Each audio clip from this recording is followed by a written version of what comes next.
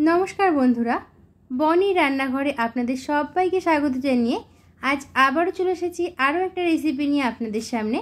आज आमि तैरी करब काँचा आमेर आइसक्रीम। এই আইসক্রিমটা খেতে কিন্তু খুবই সুন্দর লাগে। ছোট থেকে বড় সবারই আইসক্রিম খুব পছন্দের।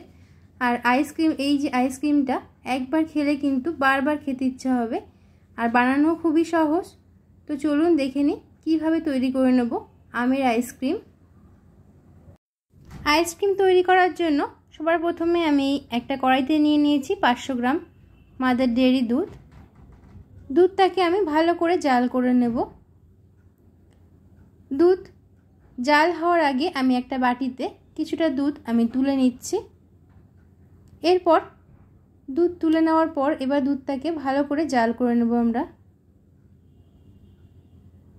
देखुन दूधटा किन्तु अनेकटाई जाल होते शुरू करे दिएছে। एबार आमी एर भेतरे दिए दिलाम 1 चामच আমুল दूध। আমুল दूधटा आपनार पसंद होले देবেন, ना होले नाও दिते पारेन। आमी एखाने 2 चामच আমুল दूध दिए दिচ্ছি। আমুল दूधटा दिए भालोभाবে दूधের সাথে মিলিয়ে নেব। দেখুন ভালো করে আমুল दूधটা কিন্তু মিশে গেছে দুধের সাথে। এবার আমি যেই ঠান্ডা দুধটা আমি তুলে রেখেছিলাম এই দুধের ভেতরে আমি দিয়ে দিয়েছি 1 চামচ কর্নফ্লাওয়ার। কর্নফ্লাওয়ারটা দিয়ে ভালোভাবে মিলিয়ে নেব। কর্নফ্লাওয়ারটা কিন্তু আপনাদের ঠান্ডা দুধেই দিতে হবে, গরম দুধে কিন্তু দিলে কর্নফ্লাওয়ারটা দলা পাকিয়ে যাবে। দেখুন কর্নফ্লাওয়ারটা ভালোভাবে মিলিয়ে নেওয়া হয়ে গেছে। এখানে দুধটাও কিন্তু আমাদের অনেকটা ঘন হয়ে এসেছে। এবার আমরা এখানে দিয়ে দিচ্ছি চিনি। আমি এখানে 3 চামচ মতো চিনি এখানে দিয়ে দিয়েছি। 4 চামচ দিয়েছি। চিনিটা আপনাদের স্বাদ অনুযায়ী দেবেন, যতটা চিনি আপনারা পছন্দ করেন। চিনিটা দিয়ে দেওয়ার পর এরপর আমি এখানে দিয়ে দিলাম যে কর্নফ্লাওয়ারটা আমি দুধে গুলে রেখেছিলাম সেটা দিয়ে দিয়েছি। কর্নফ্লাওয়ার দিয়ে দেওয়ার পর দেখুন দুধটা অনেকটাই গাঢ় হয়ে গেছে। কর্নফ্লাওয়ার দেওয়ার পর একদম লো আঁচে অনবরত নাড়াচাড়া করতে থাকতে হবে। আমাদের কিন্তু দুধটা একদম জাল হয়ে গেছে। এবার নামিয়ে নেব দুধটাকে। এবার আমি একটা সসপ্যান বসিয়ে দিয়েছি। এরপর এর ভেতরে দিয়ে দিয়েছি জল। এবার জলের ভেতরে আমি একটা কাঁচা আম নিয়ে নিয়েছি, যেহেতু কাঁচা ম্যাঙ্গো ফ্লেভারের আম, এর জন্য কাঁচা আম দিয়ে সেদ্ধ করে নেব। এইভাবে সময় নিয়ে আমটাকে ভালোভাবে সেদ্ধ করে নিয়েছি। এবার আমটাকে দেখুন আমি তুলে নিচ্ছি। ঠান্ডা হয়ে গেলে আমি আম থেকে ছালটা ছাড়িয়ে নেব। আমের ছাল ছাড়িয়ে নেওয়ার পর আমি আমের গায়ের যে পাল্পটা আছে পাল্পটা আমি ভালো করে হাত দিয়ে বার করে নিয়েছি। এরপর আমি এখানে একটা মিক্সিং জার নিয়ে নিয়েছি। এবার আমের পাল্পগুলোকে আমি মিক্সিং জারের মধ্যে দিয়ে দিয়েছি। দিয়ে এবার এই আমের পাল্পটাকে কিন্তু একদম ভালো করে মিহি করে পেস্ট করে নিতে হবে। দেখুন একদম মিহি করে, দেখুন কতটা মিহি করে পেস্ট করে নিয়েছি। এরপর বড় মিক্সিং জার নিয়ে নিয়েছি একটা। এবার এর ভেতরে আমের পাল্পটা পেস্ট করে না আমের পাল্পটা দিয়ে দিয়েছি। এরপর আমি দেখুন দুধের হুইটটা কিন্তু ভালোভাবে ঠান্ডা হয়ে গেছে। ঠান্ডা হয়ে যাওয়ার পর বা দুধের ক্ষীরটাকে যে আমের পাল্পের মধ্যেই দিয়ে দেব। এবার সমস্ত কিছুকে ভালো করে মিনিট খানেক ধরে পেস্ট করে নেব মিক্সিতে দিয়ে। দেখুন ভালোভাবে কিন্তু পেস্ট করে নেওয়া হয়ে গেছে। এবার আমি এখানে নিয়ে নিয়েছি ফ্রেশ ক্রিম, আমুলের ফ্রেশ ক্রিম নিয়ে নিয়েছি আমি এখানে 250 গ্রাম আছে ফ্রেশ ক্রিম। এবার ফ্রেশ ক্রিমটাকে আমি একটা মিক্সিং বোলের মধ্যে দিয়ে দিয়েছি। দিয়ে এবার আমি এখানে একটা ইলেকট্রিক বিটার নিয়ে নিয়েছি। নিয়ে এবার ভালো করে এটাকে ফ্রেশ ক্রিমটাকে ফেটিয়ে নেব।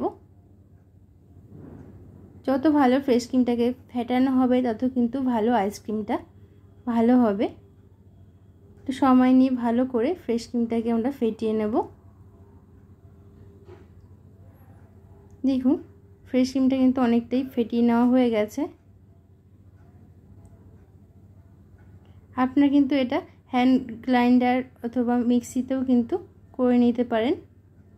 এবার আমি এখানে দিয়ে দিচ্ছি দুধ আর যে আমের পাল্পটা আমি ভালো করে পেস্ট করে রেখেছিলাম সেটা দিয়ে দিয়েছি।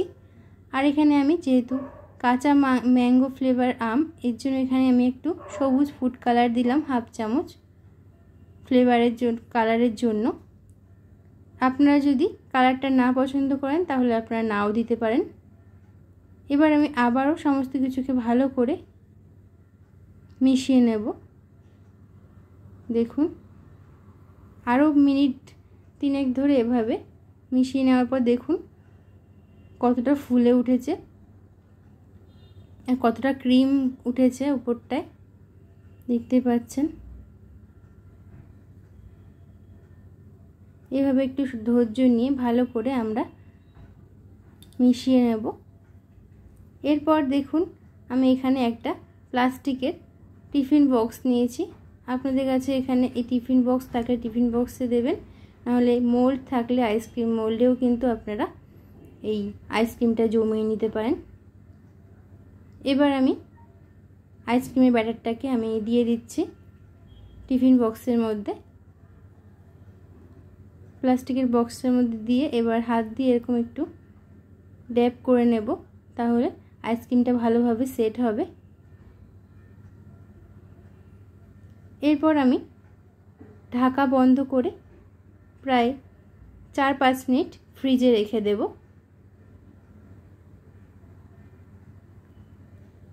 দেখুন 4-5 মিনিট পর আমি ফ্রিজ থেকে বার করে নিয়েছি। তারপর দেখুন কতটা ওপরে অনেকটাই কিন্তু শক্ত রয়েছে, নরম ভাবটা কিন্তু আসেনি এখনও। এর জন্য আমাদের আবার আমি দেখিয়ে দিচ্ছি কতটা শক্ত আপনাদের দেখাচ্ছি। এর জন্য আমি আবারও ইলেকট্রিক বিটার দিয়ে প্রায় মিনিট 3 ফেটিয়ে নেওয়ার পর দেখুন কতটা ফ্লপি হয়ে গেছে।